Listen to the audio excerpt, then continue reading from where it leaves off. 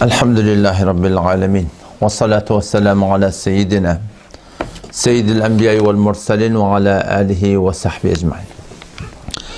Bir mevzunu açıklap verelim böyle. O da şu ki Türkmen sehramızda bir 60'tan eyrek dağıdat ba diýmemiz var da bizim. O bar ödesinden 60'tan eyrek dağıdat ba Türkmen sehrada ki Hanefi mezhebin tersine ilaratına caylaşıgılı. Şoň ne kadarlarında sogap diýip edilýär.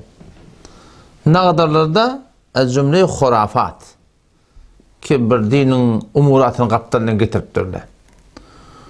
O zaman Türkmen ili, Türkmen sahrada fikret diýerler, şol şeriaty ters zatlar Bukharan ulamalarının usulünden, Hivan ulamalarının usulünden gelen mıka diýerler. Halinki şol set deset yalnız zat. Olun usulünden gelen dadı yok. Türkmen sahran şol avvalki hücrelerini fikretsen, o kerimi şanlar. Yani ki Maravudefen yolunda bir tane hücre vardır. Seyit Kılıçı şanlip bir merhum bir Hudayim binneti geçiptir. Kadim Bukhara'da, Hiva'da şu vakit okuyup gelen adam, o şu Bukhara, Hivan sepkine de ştada gelip hücre tattırlar. Türkmen sahran deyten mocak men öyle tahkikime uğrayan şu avvalki hücreler şola. Hiç takriben 1328 yıl kameri yıllanıptır da. Onun şu vatı neyse 1442'da.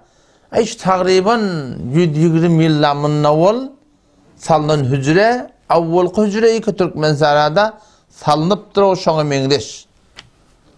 Ondan avval neymiş Türkmen sahramızda? Sen şu vat bizim Türkmen sahramızda olakon taksirlerin adını tutulýar ha. Bayram Allah'ın taksir edilýär, Afsanahun taksir edilýär, Tajanahun taksir edilýär, Atazgahun taksir edilýär, Allah'ın taksir edilýär, Abdülkadirahun Dağıstan'ın taksir edilýär. Şu Türkmen sahramızda şu olakon taksirleri onun aňyrda kim varmışdyk?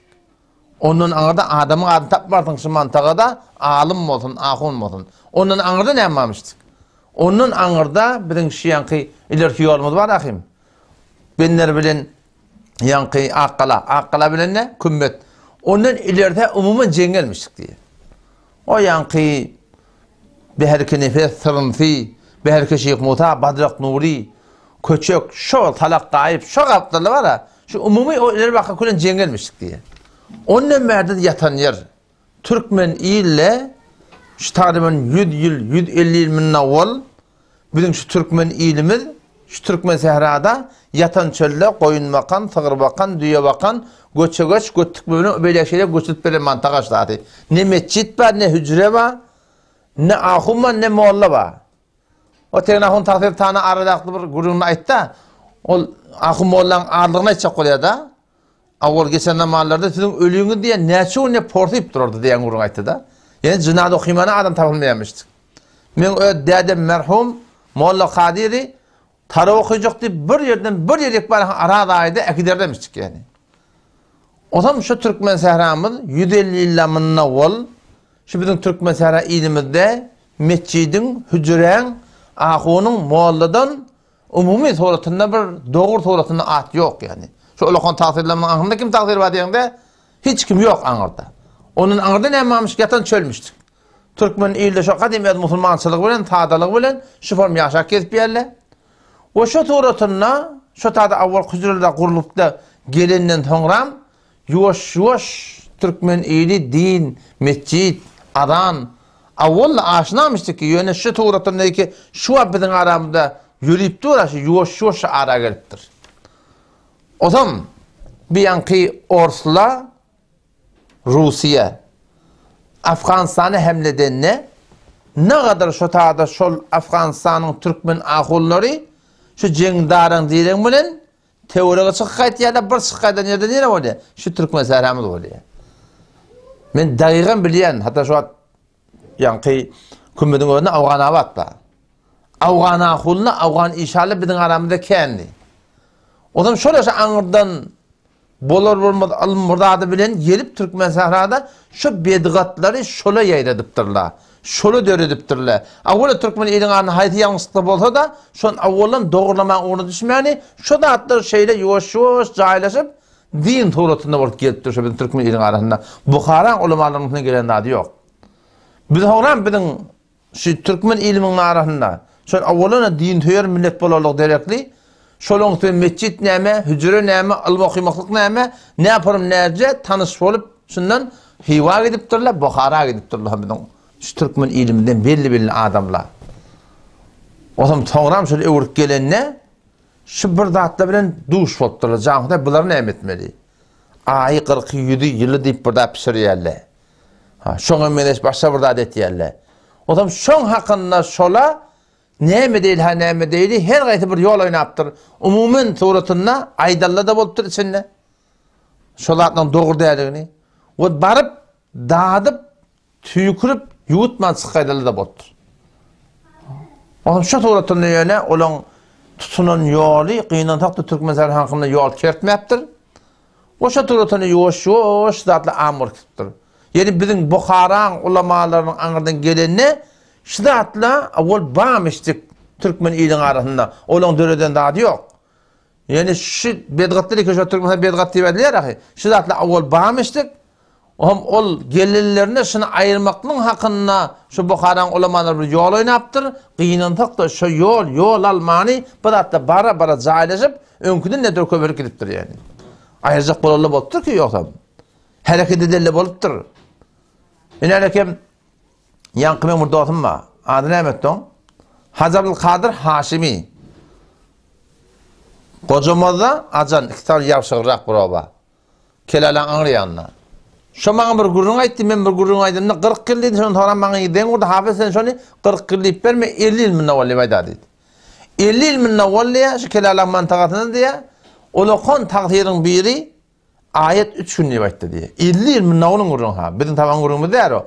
50 ýyl minna wal şu taýyň taqdiri 3 gün diýip aýdypdyr ayet. Şondan ýa obadyr wöl boldy diýip adam. Oňam taqdir biraz ýyda çekilipdir adam. Näme taqdir diýdim diýe?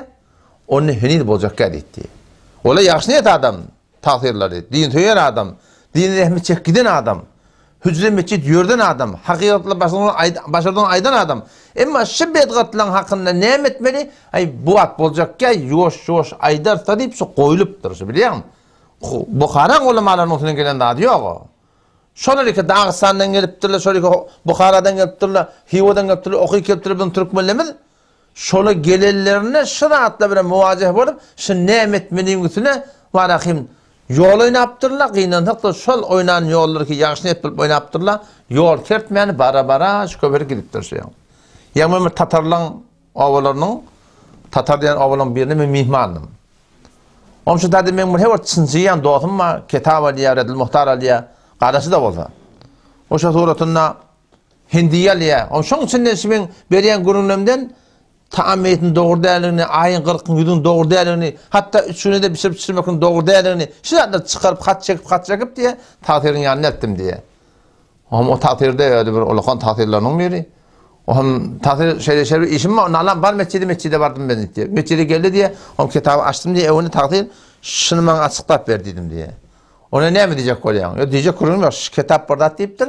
Şunu açıklayıp ver dedim diye. Onu şöyle göddetti yok, yıl zarbatı diye. Ne mi diyecek koyan? Onu şılatla ne mi? O bu da doğruluğuna gurun yok dedi. O ne mi etmeli sanmalı? Haçan sen şu şey gelmeli. Şeriat şey deyip du. Doğru deyip du. Ayı, 40, 7 yılı tutmaklık. Oradaki zayinle 3 günün ödünde de içer pişer iyidirmeklik. Haramın hükmünde deyip du. Şu ne mi etmeli? Onu tavsiye etti. Yanına doğru. Yönümünü edecek olsan dedi, bir dedi, obadan çıkıp gitmeye teyar olmalı dedi. Ve ökülen dedi, tamam şu Türkmen akıllı bilen karşı durup, sana Vehhabi adını almaklığa teyar olmalı dedi. O da dedi, menimden gelecek, çön men dedi, men aydan beni bile kabul edecek oturunak. O zaman çok koleyanım, şu duyguyunu bir doğrulamalı. Kadim Bukhara'nın ulamalar bilmeptir, baba biliptir şola, okuyuptir şola, biliniken şolan. Yeni gelip de şıradır ayıracak bolurlarına şu nem etmeli, necr etmeli, necr ayırmalı yönütüne şola var oylanışıp yumşaklık bilen bir yol oynaptırlar, o da kıyınlansak da yol almanattır. Petonnovada şınqa vatı ikriyalığı oklamalı. İkriyalık zaynağa düşmeli. Şu Türk mesela Belgradların hiç saytını demeyim. Avval düzgünni Türkmen ahullar, Türkmen Bukharan ulamaların düzen dağıdı yok. Ola gelip bıdatlar var, lakin döreden dağıtları yok. Belki Anırdan gelenlerine, şu Afgan ahulları ki Rusya bilen da bilen uğraşıp sonra Afganlar gelip Türk mesela gelip caylaşıptırlar. Şu Afgan ahullarının dörep, bizim ulamalarımız Anırdan okuyup gelenine, Evruk gelenine vehmini emetmeliyip, şimdi ne yapalım ayırmakının hakkında gurundeş olupturlar. O ovadaki o tatil adı ne emetti? Gulcan ahun. Gulcan ahun ha. Şu kumuşta ben koydum. Gulcan ahun bir yerine sataşıptır diye. Neyrak var yarın? Ayada var yani. Ön bardın mı? Ön bardım. Ha onunla kaltamallığa var yani. Nivayette ne deyiptir diye daha. İşte ayada kitabı var. Bir sefer var bari. Ayadın iyisi olmasan, ayadın iyisi olmasan oturan ayet yanında. Ama ayadın iyisi olmasan sen ayet vermeyen de bir sefer var bari. Kaltamallığa var yani nivayette ne deyiptir diye. O da şöyle bileyemişçikleşti zaten biliyor musun? Aydıptırlar. Yani kefi kirtiyen yani aydıptırlar ki. Ama köp yerde aydılmayan ağlarlar da var. Ne mi deyip? Onlardan ola kolla var. Ola ayıtırlar ola kolla. Böyle oturacak ya masadan ay beterden beter etmeyli diyen gurun var biliyor musun? Yani Erkemstağ'da ben o dağıtım bak. Yani Kadir Hacı Nemani. Şöyle yani omçolun adamdı. Moğol Abdülmelik'in kaynatadı. Son diyadeti de Aşraf-ı Nemani merhum şol Hivu'da hikelen adam. Dedem bana ayıttı diye, ben olacaktım diye. Kadircan, men öldüm, toy tutamı hadi ayıttı diye. Dede toy ne mi diye, onun için ayı 40-100 yılı toy tutmalıdır oğul. Bir 5 garibin elinde bas, şu bana gelir, bula bana gelmer diye ayıtlardı diye.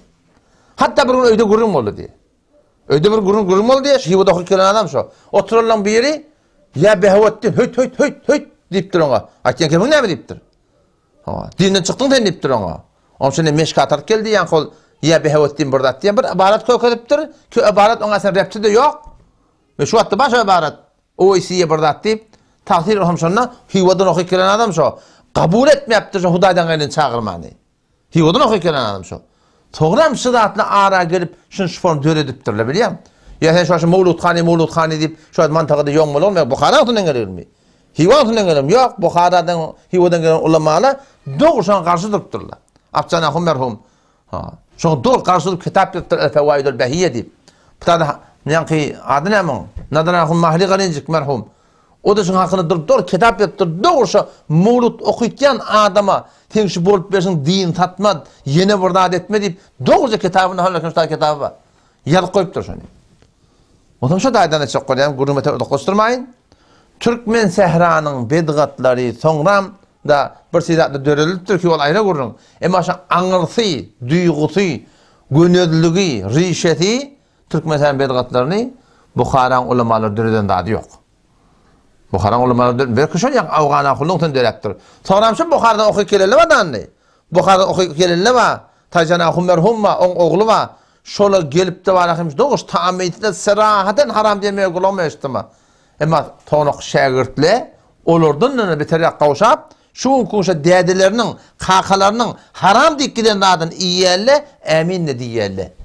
Bukharan yollayalım tabi. Bukharan yollayalım Müslüman doğan. Allah temizce tevfik versin. Vesselamu aleyküm ve rahmetullah.